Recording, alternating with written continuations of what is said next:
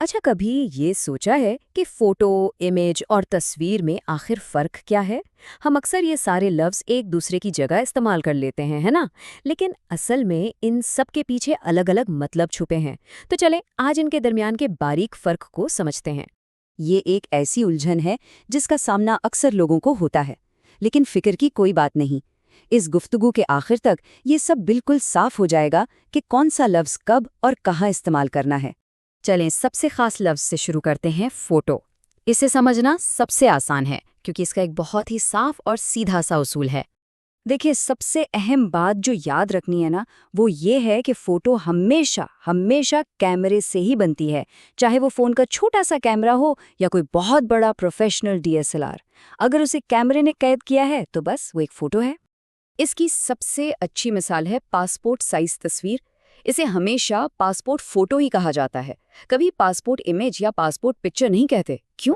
क्योंकि उसके लिए लाजमी है कि उसे कैमरे से ही खींचा जाए।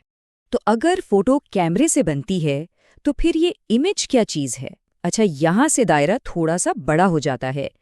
इमेज एक ज़्यादा वसी कॉन्सेप्ट है। एक इमेज असल में कोई भी नज़र आने वाली चीज़ हो सकती है। ये कोई डिजिटल ग्राफिक हो सकता है, हाथ से बनाई गई कोई ड्राइंग या कंप्यूटर पे बनाई गई कोई भी चीज़। तो याद रखने वाली बात यह है कि हर फोटो एक इमेज तो होती है, लेकिन हर इमेज का फोटो होना ज़रूरी नहीं। मिसाल के तौर पर, जब गूगल से कोई ग्राफिक या कोई आइकन डाउनलोड किया जाता है तो उसे इमेज कहते हैं, फोटो नहीं। ऐसा इसलिए है क्योंकि वो डिजिटल तरीके से बनाई गई है, उसे किसी कैमरे से खींचा नहीं गया। और आखिर में हम आते हैं सबसे बड़े और सबसे आम लफ्ज़ पर, यानी तस्वीर। ये समझ लें कि ये वो छतरी है जिसके नीचे बाकी सब कुछ आ जाता है। लफ्ज़ तस्वीर सबसे ज़्यादा वसी है। इसमें कैमरे से ली गई फ़ोटो भी आ जाती है, डिजिटल इमेज भी, और यहाँ तक कि कोई पेंटिंग भी। बुनियादी तौर पर कोई भी चीज़ जो नज़र आ रही हो उसे तस्वीर कहा जा सकता है। तो जब कुछ समझ ना आ रहा हो तो ये सबसे महफूज लफ्ज़ है। ये टेबल देखें, इससे सारी बात बिल्कुल साफ हो जाती है। तस्वीर सबसे बड़ा दायरा है, इसके अंदर इमेज आता है और फिर उसके भी मरकज़ में फ़ोटो है जो सबसे ख़ास है। तो हर फ़ोटो एक इमेज भी है और एक तस्वीर भी, लेकिन इसका उल्ट हमेशा सच नहीं होता। तो फिर इस सब का निचोड़ क्या है? एक सुनहरी उसूल याद रख लें।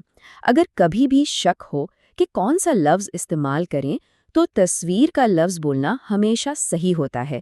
ये सबसे महफूज रास्ता है। अच्छा जी, तो अब वक्त आ गया है ये देखने का कि जो कुछ सीखा है वो कितना याद रहा। तो आखिरी सवाल ये है, एक बच्चा अपनी क्रेयॉन से बनाई हुई एक ड्राइंग दिखाता है। उसे बयान करने के लिए सबसे बेहतरीन लफ्ज़ कौन सा होगा? फोटो, इमेज या फिर तस्वीर? इसका जवाब इस बात की निशानदही करेगा कि ये फ़र्क कितनी अच्छी तरह समझा गया है। इस पर सोचिएगा ज़रूर।